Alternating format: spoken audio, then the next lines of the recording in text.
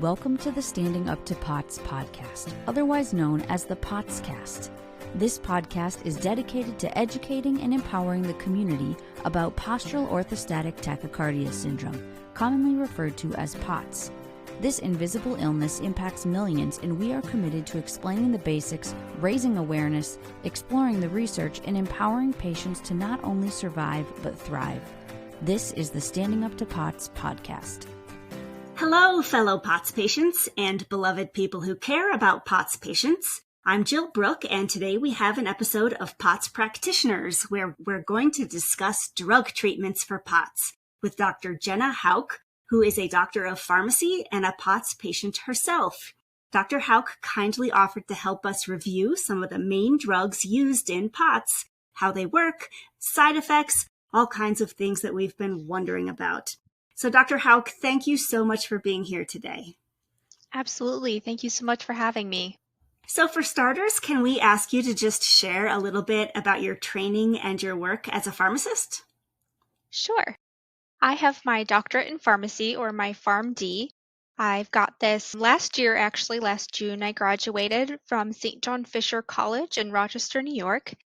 And right now, I'm just finishing up my first year of postgraduate training and my PGY1 pharmacy residency, which is a little different than a medical residency, where this is actually after I already have my degree and I'm getting advanced training. So right now, I'm finishing up that PGY1 with VA Hudson Valley Healthcare System, and I'll be pursuing my second year of residency here as well. So you work with the Veterans Administration. That's what you mean by VA? Yes, exactly. So I work in our VA in Hudson Valley, which is comprised of 2 main hospitals and 7 outpatient clinics. Okay, and I think you are pursuing a degree in pharmacy that's a little bit different than some, right? Like you're going to actually have the ability to prescribe treatments. Is that right? Something that a lot of people don't know about pharmacy is there's a lot of different directions you can go with it once you have your PharmD. So the typical pharmacist we think about works in, a CVS or a Walgreens and our retail pharmacies, and you see them when you pick up your medications every month. And where I'm going with my degree is I really want to be a clinical pharmacy practitioner. So the VA is really great, and it allows us to operate under federal law and not the individual state laws. And pharmacists are treated just like mid-level providers. So just like a nurse practitioner or a physician's assistant. And right now in my residency and hopefully in my career after, I hope to stay with the VA. I see patients in our clinic and I treat primary care conditions like diabetes, hypertension, cholesterol, COPD, things that are a little more chronic. Okay. Have you ever had a POTS patient? I have not yet, but I definitely, once in a while I'll be like, if a patient's having some kind of symptoms, I always wonder in the back of my head, I wonder if it's POTS. But my patient population tends to be a little older and more male focused, so a little less likely to have POTS. Got it. Okay. So I know that you had mentioned to me when we were speaking before that you yourself have some familiarity with POTS. Are you able to share anything about your own journey around POTS? Sure. So my journey with POTS started about a year and a half ago, where I passed out about 24 hours after my second COVID vaccine. And ever since that time, I had typical POTS symptoms like tachycardia, feeling like I was going to pass out all the time, as well as the other lovely symptoms we all have grown to know with POTS. I did a lot of research since I have this medical background to try to figure out what was going on with me, because providers just told me, oh, you're anxious, and oh, nothing's wrong with you. Your heart is fine. So I did a lot of research myself, as many of us do on the internet, and really dug into things, and I came across POTS. And I was like, wow, I really check all of these boxes. So I went and saw a cardiologist and told them that I thought I had POTS, and I got referred to the right doctor who gave me the diagnosis. So I'm very grateful that my journey was much shorter than a lot of our POTS patients.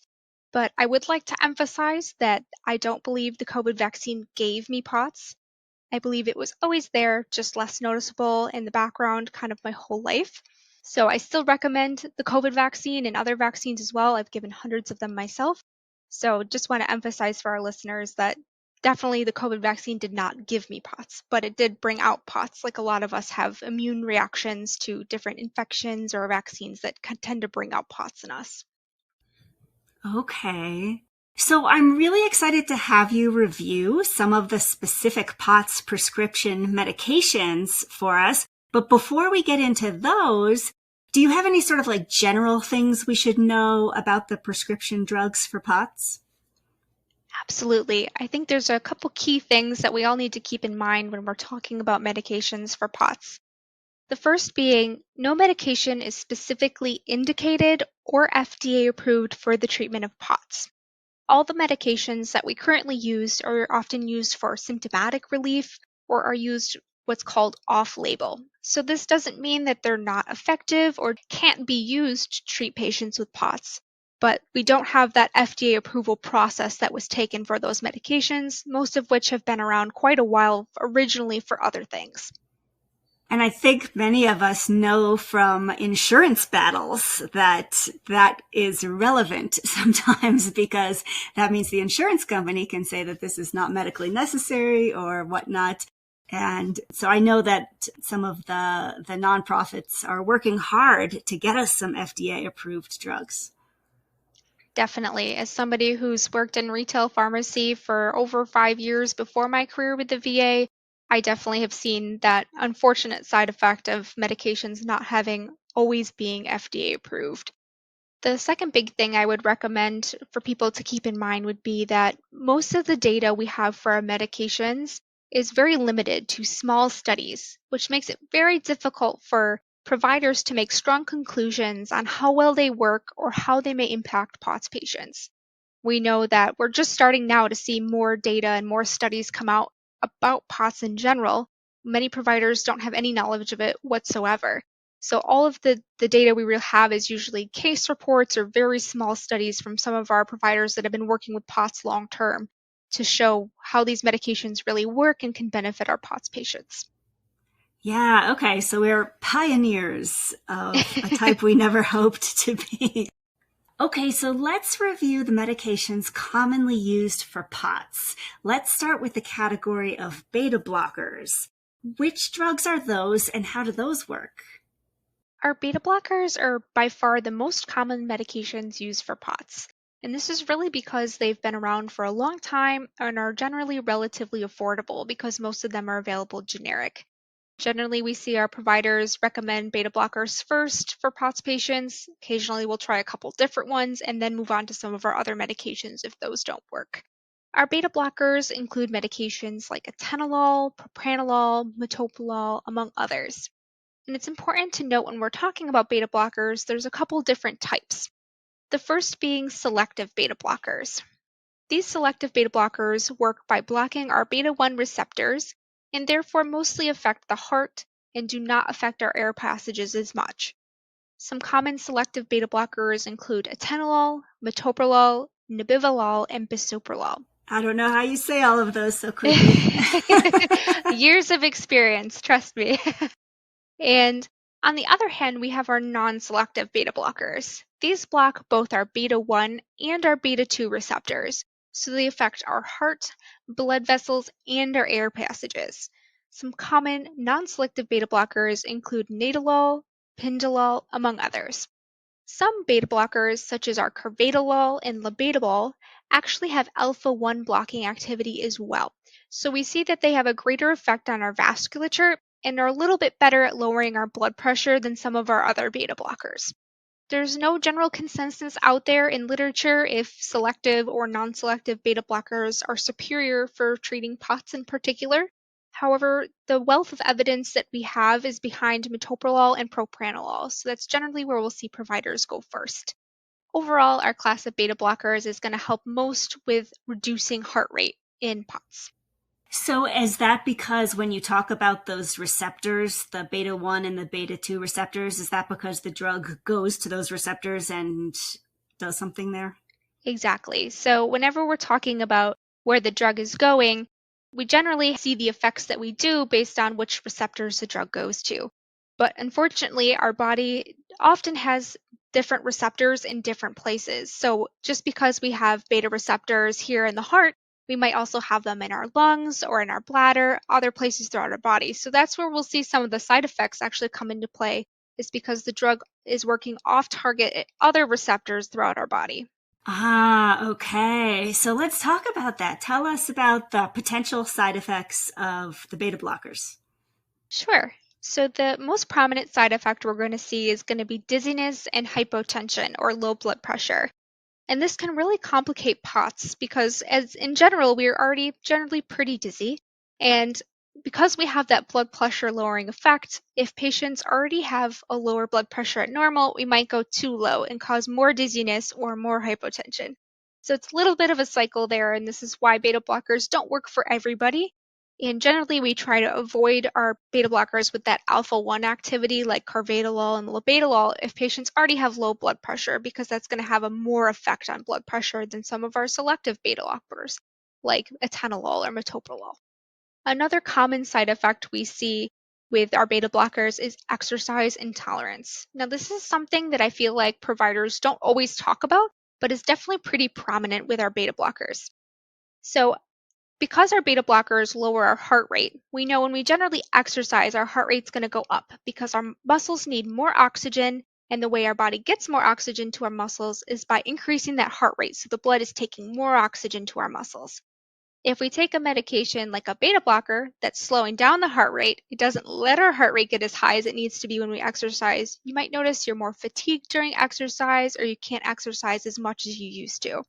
So this is where, you hear people say all the time, why does it seem like the drug to fix your problem also causes a bunch of side effects that give you that same problem? And I assume this is just because those are the side effects that catch people's attention. And I'm guessing there's not actually something going on to that effect, but people always say that. So can you just talk about that? Are side effects generally random, or is there anything to this perception that it seems like sometimes a drug causes the same problems it's going to try to fix? Sure. So side effects are kind of a crapshoot, unfortunately. Anytime a side effect or effect of the drug is noted in a study, whether it be we think it's related to the drug or we don't think it's related to the drug, it's going to be reported as those adverse reactions or side effects of a medication. So just because a medication might cause something or have something listed as a side effect doesn't always mean that it's going to be a common side effect or something that patients normally experience. So it's a little hard to estimate the prevalence of different things, but certain literature can show us the percentage of when we see adverse reactions. Things might be more likely than others, but it's definitely, I think, a part of a little bit of both, that because we're targeting the system of the body that's having this problem, we might also have these side effects related to that system of the body. But in the same time, we're already experiencing these things. We might be hypercritical of what's going on with that system of our body. So it's a little bit of both, unfortunately. Okay, so I just have one more question about side effects before we Sure. go on. You mentioned that side effects are kind of a crapshoot. Is it kind of the case that a body is so complex that oftentimes you just don't know what's going to happen until it happens? And like, how often do you even know the mechanism of action for the side effects? Like, are side effects usually just kind of like these mysterious things you live with, or how much are they actually understood generally? Sure. So, unfortunately, I think it's very related to the medication itself and how much we know about it. Our drugs that have been around for a really long time, we have a lot of data to show things like how often we see side effects and how those might happen. Sometimes, if a medication affects an area of the body that we really know a lot about, that can be great because we can kind of determine which those side effects might be happening. But sometimes, even with medications that we have FDA approved, the mechanism of action is truly unknown, which is a little scary. But at the same time, if we don't even know how medication works, we just know it works, so they go with it. But I would think that the same is with side effects, that sometimes we know, sometimes we don't. And as far as side effects in general, I think it's important to keep in mind that everybody is very different. I myself am very sensitive to medications, so I encourage my doctors to go very slow with dose titrations and tend to be very hesitant about starting new things because I know my body is very overdramatic, as many of us are. Other people take 15 to 20 medications, don't have a single problem, and they just keep rolling about their day. So the body is a very strange thing, and I don't think we can ever begin to know why everything happens, unfortunately. Okay, so that's not surprising. So you had been talking about exercise intolerance as Yes. one of the common side effects. Do you have any tips for overcoming that in people who really need their beta blockers? Absolutely. So, exercise, as we know, is a very common recommendation from our providers for helping our POTS get better, which it can be very frustrating because we go to exercise, we feel like crap, and both the POTS itself and our medications are working against us kind of in that scenario. So, something that I would definitely recommend for patients, regardless of if you take a beta blocker or not, is to spend extra time warming up and cooling down. Those kind of transition periods can be very important for us because we have already something going wrong with our cardiovascular system. And because we're going to rev that up, if we just start going and running and going full speed ahead, we're not going to feel good. We're not going to be able to do that very often. But if we go slow, do some stretching, slowly increase our pace, and then take that time to cool down as well, we'll see the best benefit both for how we're feeling and being actually able to exercise. Another recommendation that I see often is to reduce the intensity of your workout, but increase your duration. So instead of going for, a 20-minute run, if you do a 30 or 35-minute jog or 40-minute walk, whatever you can handle. And I think providers sometimes are a little insensitive to the fact that some of us really can't exercise well, but learning different options out there for you. YouTube is a wealth of knowledge when it comes to different abilities exercising. They have ones without jumping or bending. They have specifically restorative yoga that's less positional changes for patients that may allow you to do something and still feel like you're doing something and not be so frustrated. That's really good advice. Now, I know there's a couple other side effects of beta blockers because as a nutritionist, I hear about the weight gain all the time. Is that a real thing? Unfortunately, yes. Weight gain is a big problem for many of our patients, and part of that relates a little bit to our exercise intolerance too. Maybe if we're not able to be as active as we once were, and now we take this medication that has the potential for weight gain, those things are generally not a good combination. So I myself have noticed this. They say that the average weight gain is 2.6 pounds with taking a beta blocker. Now, everybody's very different. Some people might not gain any weight, they might lose weight. Some people gain much more than that. I myself can tell you in a year, since not changing any diet or any kind of other things in my life, I've gained 15 pounds. And of course, I can't 100% say it's the Atenolol, but at the same time, that's really only the major thing that's changed in my life. I've spoke to my provider about this as well because, for myself and for other patients, I want to have those answers. And there is some evidence to suggest that it may decrease our metabolism. So there might actually be some science behind that weight gain and not just, random weight gain. So unfortunately, it is a very real side effect for many patients. And just trying to be conscious about that. We know we stress as much exercise as you can, whatever you can do, and really watching diet, even if it's just simply counting your calories to make sure you're not having sneaky calories and going way over the recommended limits. I know it can be a little hard trying to eat healthy with also maintaining the salt intake that's recommended for our diets. So just trying to be cognizant of what we're eating. And then there's also taste bud ping pong. When you eat really salty foods, it then can make you crave sweet foods, which then can make you crave more salt. And so I've always thought that might be another challenge that POTS patients have when it comes to eating healthy. I think I have a new excuse for my constant sweet tooth. Yeah, so for some of those people, they can reduce their salt intake on their food and instead do a salt pill so that their taste buds are not actually touching so much of it. Sure. But again, a lot of people don't tolerate the salt pills. So, everything's so complex and challenging. I'm sure I don't have to tell you. Okay, so is that all for side effects? There is one other thing I did want to mention about beta blockers, and you may see somewhere out there that it could worsen asthma or COPD or cause something called bronchospasm. This is more with our non-selective beta blockers. As we said before, it can affect some of those beta receptors that we have in our lungs. So it's important that if you do have asthma or COPD, to talk to your doctor about which beta blocker, if you are thinking of going down that route, would be best for you. I can say personally, I do have asthma, and my atenolol that I take does not affect my asthma. It is a selective beta blocker, and everybody's a little different. Some patients might notice that side effect more than others, but it's important to have a treatment plan in place if you do have asthma or COPD. Yeah, that sounds important. Okay, so it sounds like the beta blockers are really effective at slowing down the heart rate, and so that's why they're worth it to a lot of people despite these potential side effects, but that the side effects definitely don't happen to everybody. Do you have a sense, just like a gut feeling, of how common the side effects are with beta blockers?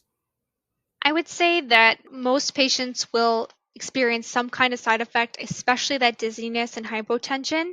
We see kind of that beginning transition anytime you're taking a medication that can potentially lower your blood pressure, even just a little bit.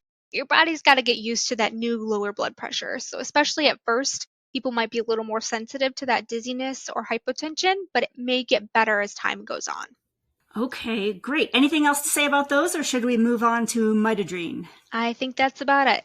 Okay, midodrine is one that I have taken, and my main memory of it was the scalp tingling on the first day. But can you talk to us about that? What is midodrine about?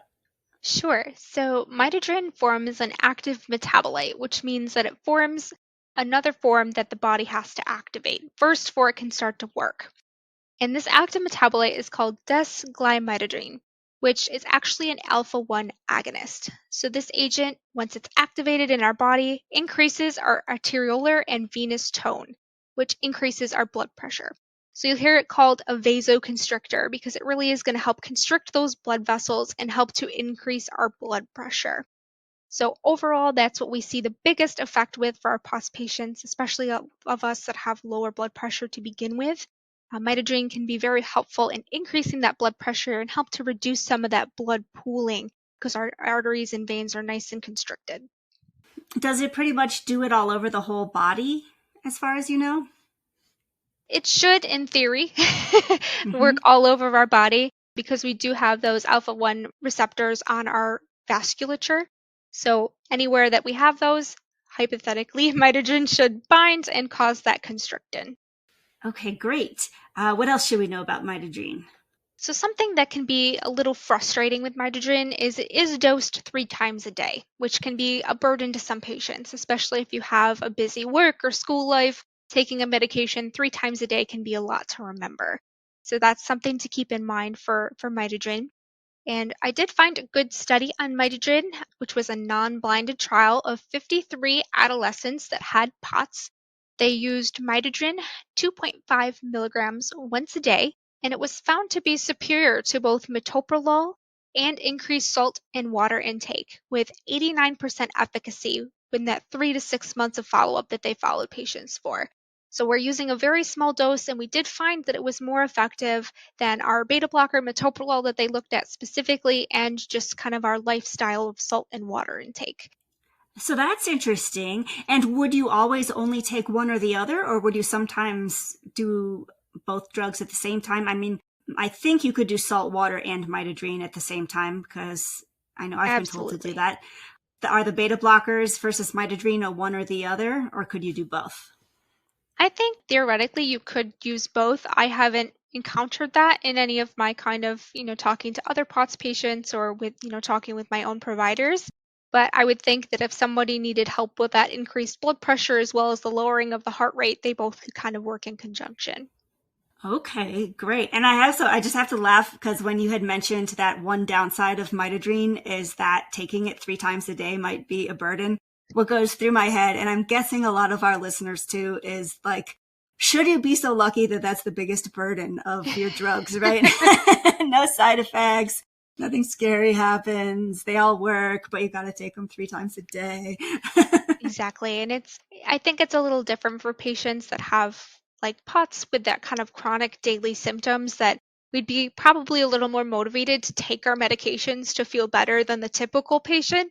For example, if we have the opposite problem and we just have hypertension or high blood pressure, we don't really feel it. It's kind of silent. So we might not be as good as taking a 3 times a day medication. Got it. Right, right. Okay, so how about any potential side effects of midodrine? Sure. So this is something I find fascinating about midodrine. It's one of the only medications that I've heard that causes these paresthesias or piloerection, which means really fancy term for saying tingling, numbness, and goosebumps. So a lot of patients will report that they get that kind of goosebump tingly feeling on the scalp, which is kind of strange. I would definitely have to say it's not a common side effect of most medications. And some patients, live with it and it doesn't really bother them, but some patients really are bothered by it, and that's why they end up coming off of the midodrine. Oh, okay. When I had that, I only had it for the first couple days. And I thought maybe it was just because my brain was getting more blood and more circulation than it had in a long time. It's funny. I think that, we don't really have an answer for why that happens, but I'd be curious to see if they ever do figure out why midodrine causes that. Okay, interesting. What else? So common other side effects with midodrine are bradycardia or slow heart rate, which for a lot of our POTS patients is a good thing. So that's something to keep in mind, as well as hypertension or high blood pressure.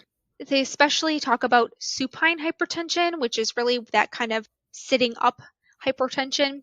It's seen more in our patients with neurogenic orthostatic hypotension than in our POTS patients specifically, but it is something to keep in mind that we don't want your blood pressure getting too high just because of the midodrine.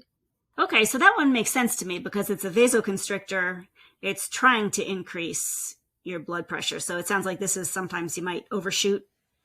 Exactly. Some people are a lot more sensitive to medications, as we talked about earlier. So some patients, it might just increase the blood pressure just enough, but for some patients, it might be a little too much. Okay, great. Anything else about midodrine, or shall we move on to a new drug? I think that's about it. Okay, what's the next one? I think the next drug we'll talk about is ivabridine or Corlinor. So this medication is very unique in the fact that it selectively and specifically inhibits hyperpolarization activated cyclic nucleotide gated channels, which is a super crazy term for just saying our F channels, which has the sinoatrial node of the cardiac tissue. This disrupts the ion current flow, prolonging diastolic polarization, which slows our firing from the sinoatrial node and ultimately reduces heart rate. So this is a fancy way of saying that every time our heart beats, there has to be an electrical current that goes through our heart to make that heart beat. So essentially, the ivabridine is going to slow that depolarization or that electrical current that's going to cause that heartbeat to happen. So when we slow that down, we also have a slowing of the heart rate. Okay, thank you for explaining that, because I have to admit, as soon as you got to F channels, I was like, oh boy, I'm not going to understand any of this. But if I'm hearing you correctly, it's about working with the electrical signals and using those to slow down the heart rate. Exactly. All right, so does that have any potential side effects? I have not come across a medication to not have potential side effects at this point in my Bummer. career, so of course we're going to have side effects. Some common ones are going to be bradycardia or slow heart rate, which we would expect with any medication that's going to potentially slow our heart rate. We also see that hypertension as well, that we sometimes see with the midodrine, and palpitations. This is generally because anytime we're messing with the current of our heart, that electrical current, there's a potential for things to go wrong. So you might notice that you have palpitations or even put yourself at risk for atrial fibrillation, which is a type of arrhythmia. Okay, so that sounds a little scary, but is that rare, hopefully? Not a super common side effect of these medications, but anytime we're messing with electrical currents or anything like that, there's always that potential for things to go wrong. So luckily, many of us have heart rate monitors that have the capability for detecting AFib, and we're following up with our providers frequently enough that, they're going to be checking things like that. I would just encourage any patients that take ivabridine or Corlinor, if you ever have any kind of funny feelings with your heart, that it feels like it's beating funny, you're having pain that you don't normally have, or palpitations that you don't normally have, I would just recommend you go get checked out because these things are a potential, although not common. Okay, great. Anything more about that one, or should we move on to a new drug? The thing I want to emphasize with ivabridine or Corlinor is it's difficult to obtain, as many of us know. It's currently only a brand product in the United States, which means that it's a very expensive product to get in the United States. Many of us have insurance that doesn't want to cover Corlinor, especially if we haven't tried a decent amount of other medications first. I would like to let patients know that the Corlinor website does have a coupon program that some patients may qualify for based on your insurance. So if you're having trouble either obtaining or affording your Korlynor, check that out as a resource and see if that might be helpful for you. Great tip. Okay, perfect. All right, what's the next drug? The next drug we'll talk about is fludrocortisone or Florinef. So this medication works a little differently than the other medications we've talked about so far, and it actually promotes increased reabsorption of sodium and loss of potassium from our renal distal tubules. So in our kidneys, it's going to work to increase the amount of salt we retain. And where salt goes, water goes. So we see when we're keeping more salt in our body, we're also increasing that blood volume because we have more water that's going to be absorbed as well. So it helps us to increase our blood pressure because we have more blood volume than we had before. So this is the one that I believe that works just like licorice, which is why you also need to be kind of careful with licorice and licorice tea and licorice candies and things like that sometimes. Exactly. If you do too much. Okay. I think this is a really common one that people are familiar with. But tell us about any potential side effects. Sure. So a big thing to watch out for when you're taking fludrocortisone is any kind of swelling or edema. Essentially means we have fluid retention. You might notice that in your legs or your arms. So if you notice that, maybe you're looking a little more puffy than normal in your arms and legs, or you can feel like you have extra fluid or anything like that accumulating, always want to go get checked out. You may just need a diuretic or something to help you kind of get rid of that extra fluid. Some other things that are common would be because we are getting rid of more potassium, we might notice we have low potassium or hypokalemia. And we also see low magnesium or hypomagnesemia, which I know a lot of POTS patients will complain of muscle cramps and things like that. If you're taking fludrocortisone and you're having muscle cramps or any kind of twitching or anything like that, you may have low magnesium. And I would recommend having your doctor check that out to see if you need supplementation. And while you wait, you could try just having a nice spinach salad or something with a bunch of leafy greens and see if that magically makes you feel better. Because I can't tell you how often I hear that. Exactly. And I don't take fludrocortisone, but I can tell you I had this happen to me where I was all of a sudden having these muscle twitches and I couldn't figure it out. I'm like, I haven't done anything different lately. And then I'm like, I wonder if my magnesium's low. And sure enough, little supplementation and I feel so much better. So it's easy fix. Yeah, yay, we like easy fixes. They don't come along that often. No. Okay, what else? Something that patients may also notice is some weight gain. As we talked about with our beta blockers, we also see that pretty common with fludrocortisone. This might be a little bit twofold. The first is because we're going to be accumulating more water. So we're going to have more volume, which we might notice that weight gain just from simply having more water in our body. The other hand of this is that fludrocortisone is considered a type of steroid. So with long-term use, steroids can cause things like weight gain. So that, potentially could be partially related to that as well. So as always, just keep an eye on your weight, weighing yourself every once in a while to make sure you're not gaining too much weight too quickly, because that might be cause for seeing the doctor. Some other common effects, just long-term effects of steroids in general to keep an eye out for, are elevated blood pressure, which most of our patients with low blood pressure, not too much of a bad thing, but if you do have a history of high blood pressure, it's something to look out for, as well as worsening of blood sugar. If patients are diabetics, we know that steroids in long term can increase the sugars. So if you're having a trouble controlling your blood sugar and you take fludrocortisone long term, that might be coming into play there.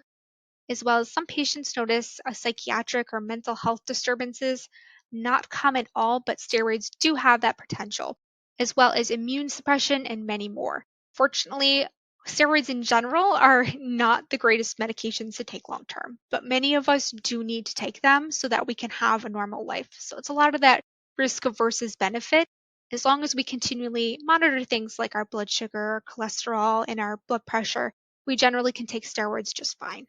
So when I take steroids, I think I have some psychiatric disturbance, which really freaks me out. And I've never even had to be on that high of a dose. But my big memory, I lived in Alaska at the time because I was so heat intolerant. And the funny thing was, I got like almost like I wanted somebody to try to break into my house because I wanted to beat someone up. Or like I would hike, and normally in Alaska, you have to be very careful of bears. And I felt like, bring it on. I could beat up a bear. And I realized how irrational that was.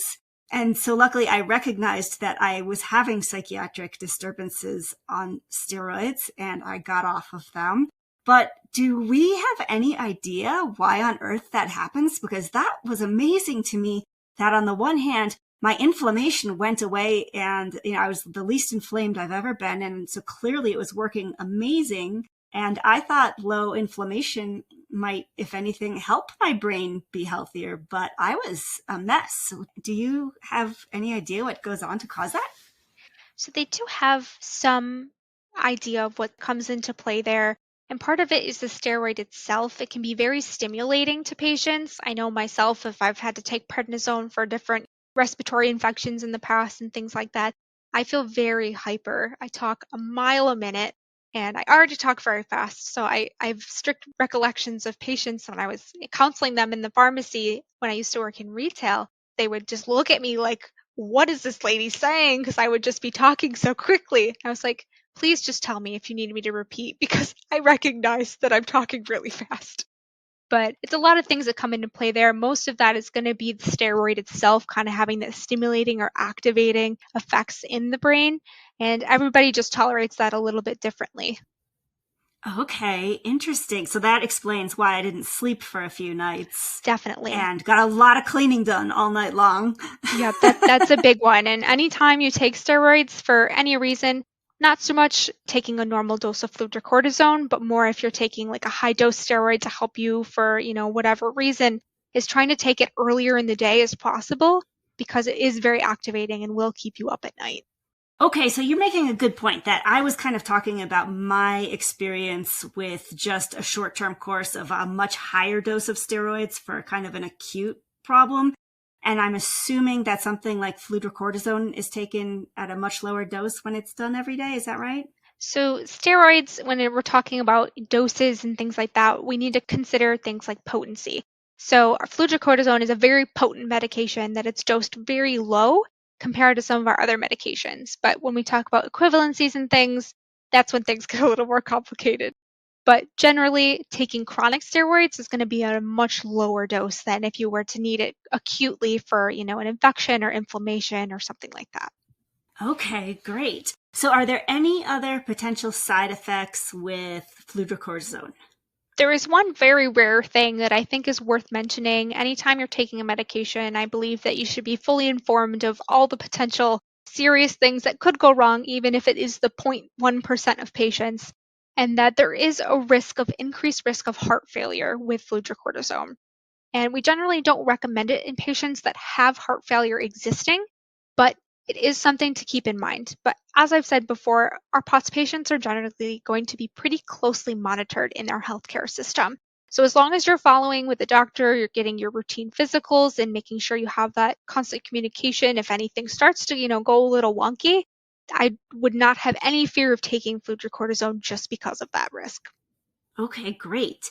And I know that we could go on with more and more rarely used drugs in POTS, but I think we might have a part 2 if we could trouble you again because you have so much wonderful information. But maybe we could now talk a little bit more generally.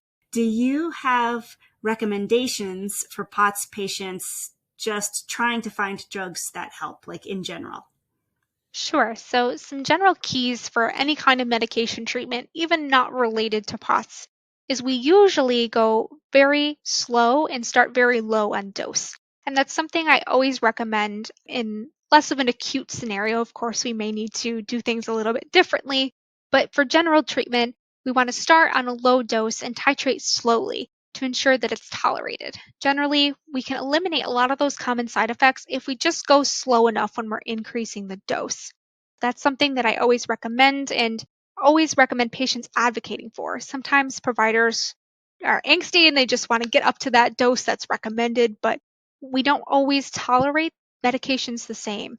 I'm very, very sensitive myself, and I even started cutting my lowest dose of atenolol in half when I started it because I wanted to make sure that I could go very slowly on that and make sure that I tolerated it well. So that's something I definitely recommend advocating for yourself for slow titrations of doses. Another common thing that I would emphasize that's important, especially for POTS patients, is be patient. I know many of us wait many years for a diagnosis, so once we get there, it can be very frustrating to have to wait more. But you may not experience immediate results, where when you start a new medication, you might feel strange or weird at first because our body has to get used to that new medication. So we find that sticking with that medication, being consistent with taking the medication, that a lot of those side effects that might present at the beginning of treatment will eventually fade or go away as the longer we take it. Can I ask, like, how long are you talking? When you say be patient, do you mean like a week, a month, 6 months? So everybody's going to be very different, and it's also going to depend on how fast we're increasing dose and other kind of factors that could be coming into play. I would say at a minimum, the first 1 to 2 weeks of taking any medication, the body needs to get used to that. So once we get past that kind of 2-week mark, you should notice some improvement if it's a medication related thing. Some patients might have a side effect that just doesn't go away, and at that point, maybe we consider trying something else or going lower on dose and going a little bit more slowly. But as I said, everybody's very different. And if you develop any new side effects, it never hurts to check with your provider just to make sure that, this is expected and what they think would be the best course of action for dealing with that side effect. That's great. And kind of on a related note, I've heard the good advice when you're changing medications to maybe keep a symptom journal for a few days before you change. And then for that 2 weeks or however long you're changing it, because I didn't realize this until I did it myself. But when you start to feel better, it's really easy to forget, like when you no longer have that headache, for example. If you don't write it down, it's easy to say, oh yeah, that's right. I was having headaches daily and now I don't. It can sometimes be useful because things don't necessarily change dramatically. Exactly. Symptom journals in general tend to be one of the most valuable tools that we can have in healthcare because your providers can't be home with you every single day. But if we write down things like our blood pressure or our symptoms each day, maybe we can correlate things like we ate this food all of these days that I felt this way, or, other things that happened because the weather was rainy, or, some other random thing that might be coming into play can really help our providers better treat us when it comes to medications and with our conditions. Okay, excellent. What else? I think my final point as far as generalized medication treatment would be to just come to the realization that a lot of trial and error has to happen. Treatment of any kind of chronic disease is going to be a lot of up and down. It's never going to be a straight line. We're never going to get all of a sudden better magically just because we start one medication. It's a lot that's coming into the fact that what is going on in our body. We know that dysautonomia in general is a very complex thing and affects just about every system in our body. So we can't expect that the first drug we try is going to be a miracle drug and everything's just going to get better. So no one answer is going to work for everybody. Trial and error things that work for you. Come into a medication, try it. If it doesn't work for you, know that there's plenty of other medications out there, even though there's none indicated for POTS, that we can still try to hopefully make you feel better. Yeah, that's really good advice. And the way I am hearing that is unfortunately kind of lower your expectations. I think when a lot of us are new to a chronic illness, we think, oh, okay, the way it works is they diagnose you, then they give you a medicine, and then you feel better, then you're done. And after you've had chronic illness for a while, you realize that's not how it works. So. 100%. Many of us wait years just to get to the diagnosis part and finally get that medicine, and we think this is the answer we've been waiting these years for, and then it's just such a disappointment. But I really think, unfortunately, lowering our expectations a little bit and knowing that even if a medication works and we're on it for years, all of a sudden it can stop working or maybe not work as well as it used to. So can I stop you there? I would just like you to say that again, because for anybody who's maybe dozing off, I want them to hear that again, because I think that is a key place where we think we're going nuts or where we don't necessarily get believed. And so anyway, can you just say that again? Exactly.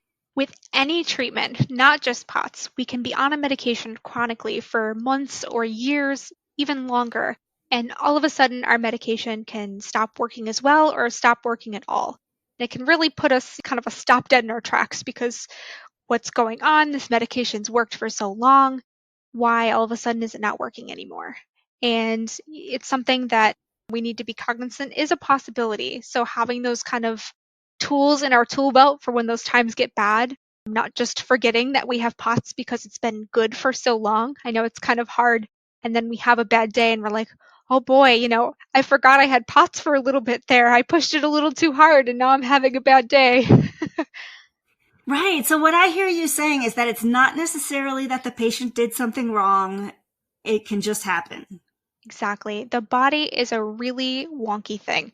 I've heard many doctors say that. We only know a minuscule amount of our body, and unfortunately, we have medications that can help us here and there and help us along the way. And we do these things like increasing salt and drinking a ton of water.